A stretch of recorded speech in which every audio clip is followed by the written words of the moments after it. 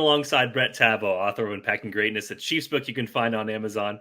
Brett, we usually talk offense, but we couldn't do it this week because of the Chiefs-Jaguars game. The Chiefs defense holds the Jaguars to 9 points, another impressive performance. We're going to look at the final two plays for the Chiefs defense and how they're able to succeed on the back end to be sure that the Jaguars stay out of the end zone. Yeah, just as you said, just an incredible, defense performance to hold that group of skill position players and that quarterback on their home field to single digits. All right. Well, we know from this third down play that obviously Chris Jones got a lot of attention from the big game that he had coming back in this one. But also, you point out in both of these plays, the secondary, some very good things on the back end. One of them planned, it seemed like, or some study wise with it. Another one just making up for a little bit of a mistake. So let's go ahead and break these down and see what happens on this third down play. Absolutely. And this is the third game that, these two teams have seen each other in less than a year, probably 10 months. So Doug Peterson probably had a pretty good idea of what he's going to see in this area of the field in this situation. So he dials up two really good cover four beaters, quarters beaters, I guess, not low quarters or tight quarters, but more soft quarters here, as we're going to see, as we've got basically third and 10 here, and then I think it's going to be 4th and 15. So they're able to play a little bit softer on the back end. So they're going to run, as you have drawn up there, a variation of something called dagger, and every NFL team runs this, where they're really trying to clear that safety there, and then run basically a deep in that void.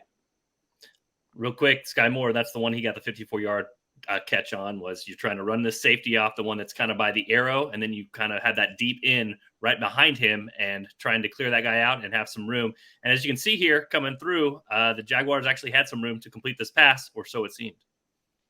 They did. If the rush, they're going to have a little bit of a chance if the rush is not so good from Chris Jones. Obviously, he just decides he's going to, own the snap here and make a game-changing play. But as we roll the tape here, Ridley's going to, as you have written there, Ridley's going to spray release and widen and get that corner to push out. And what that's going to do is clear that give him more room to work inside. And then you have that vertical route, which is kind of a seam read. If there's somebody on top of that seam right there on that hash, he's going to bend that more kind of like a post, and that's what he's going to do here. And it's going to, the idea, of course, is to clear that space, but McDuffie does a outstanding job continuing to get depth, which takes that away there. But of course, all this is mute because Chris Jones, as we said, ends up getting a sack here. But also, as you said when we started out, that the coverage on the back end, the Chiefs do a good job of playing their technique on these two critical plays in the game. And real quick, Brett, you talked about the quarters coverage. So real quick, those four guys are going deep, but McDuffie, really, his responsibility is up closer to the line of scrimmage. So him falling back here is not necessarily where he's, quote, supposed to be in this one. But you talked about the instincts here to kind of feel this thing out. And is that kind of what you're talking about, knowing film study and maybe knowing a little bit what the Jaguars might run here? Yeah, possibly. But he has nothing immediately threatening him to underneath to pull him up. And it's a lot of the dagger concepts are run out of 3-by-1, where they do have that deep in and that clear, and then they've got kind of a hook or an option route to hold that guy down low so that space is opened up. The Jags choose to use a shallow coming across here to do that, but it's obviously too late. And McDuffie does a really good job, as we've said, continuing to get depth to take away that deep route, and then he will then rally to the flat if his area is threatened. McDuffie's one of the guys that studies a bunch. I mean, we know that, and one of the reasons he's a first-round pick, so a really smart player. I think interesting, I'm going to keep rolling this. You see Brian Cook, he's on the U of the Jaguars in the end zone. He kind of sees late that, oops, I might be one to be turned around in case this dagger out comes behind me, but then sees that his teammate sort of bails him out here. So, again, a big play right there. He kind of bails and goes back. So Chris Jones makes a big play, but obviously McDuffie on the back end making a really good play as well. Let's go ahead and roll to the second one here. This is the 4th down and 12 now. And again, the Jaguars have a play designed up here where it potentially can work, except the Chiefs go ahead and stymie that thing in the end.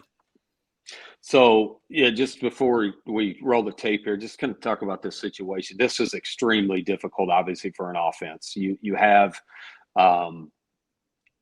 you don't have the ability to get behind anybody because of the back line. And so the Chiefs are playing a softer form of cover 4 here. But as you have noted, they've got 2 really good options dialed up here. It's going to be tough, but they do give themselves a chance. Yeah, as we go ahead and continue to roll this thing, you talk about one guy going kind of the corner of the end zone, another one putting a man in conflict. We're going to see the first one. We're going to the bottom of the screen. This is where Trevor Lawrence doesn't go with the ball, but we see this creates a conflict on the back end for one of the Chiefs safeties, Mike Edwards. Right, and this is a really good concept to in the red zone to be able to beat quarters. Generally, if you're in the field, you can run a post by number 1 behind that. But because you don't have the vertical space, you have to run more of a deep cross with the opposite number 2 here to get that high-low stretch because you don't have room for a traditional post. But yeah, they run kind of an anchor concept or a curl route where they try to pull that safety up, and as you have just like this right here, yeah, trying to pull him up so you can potentially not have him back there where the receiver can get behind him. And that takes a while. Obviously, the protection's got to hold up very, very well if you're going to have a shot at that. And we're going to transition to the top receiver here, Ridley. But as you can see here, as it develops late, potentially there's a shot on the back line of the end zone for the Jaguars. Again, pretty good to have that option available on a 4th and 12. They get what they want out of this, and it's like I said, it's a long putt or a half court shot trying to convert this.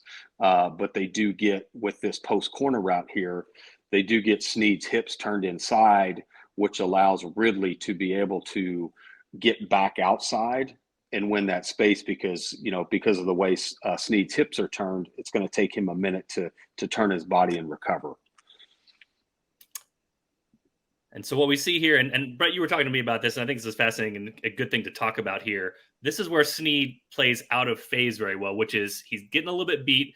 You mentioned so many times you hear fans talk about, hey, why not turn back for the football? Why not play the football? This is a perfect example of Sneed knowing he's beat and doing what you talked about, an out of phase recovery. Can you kind of explain that and what he's looking to do here? Sure thing. So whenever you're beat or you're out of phase, as you have noted, if you're turning for the ball at any point, you're slowing yourself down and you're not giving yourself a chance to make up that ground and play through the hands, so to speak. You're going to be dead in the water if you try to play a traditional technique as if you're in phase and turn for the ball. So what he's coached to do here, if you do get beat, is basically just chase that hip, watch those receivers' hands, and when those hands go up, try to play through the ball through his hands. And we see that's what he does a good job as. Yeah, so we saw McDuffie kind of anticipate a play, and we see Sneed make up with recovery speed here. And you mentioned one interesting thing is we had this kind of highlighted. If this ball goes right to the pylon, maybe there's a better chance of completion. It doesn't. Sneed catches up, and so his recovery skills ends up making a big difference on this play. Right. If this is more of a sideline throw as opposed to a backline throw, then they've got a decent chance here to complete that because the recovery is going to be more difficult if that route angle is flatter as opposed to more vertical. So if he goes right, to the sideline and then he throws that in front of the pylon instead of to the right of it, then we may have had a 2-point game there at that point. Well, really interesting for the Chiefs. And I think to look back at this, what is causing the Chiefs' success here, or how are they making it difficult on opponents? We see kind of different parts of this, but part of it is that they have experience now. They have guys stepping up like McDuffie, and then they also have guys who are making plays even when they are beat a little bit. And we saw that in both phases here on 3rd and 4th down against the Jaguars. Good plays by the Chiefs, kind of in 2 different ways.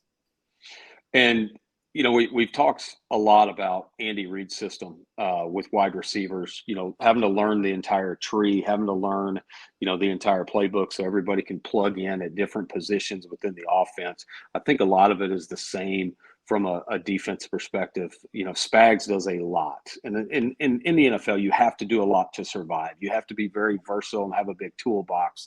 But Spags, I think especially, is somebody that carries a lot of different coverages. And as you said, the experience there, I think paid off on Sunday, having some of those guys be in their second year.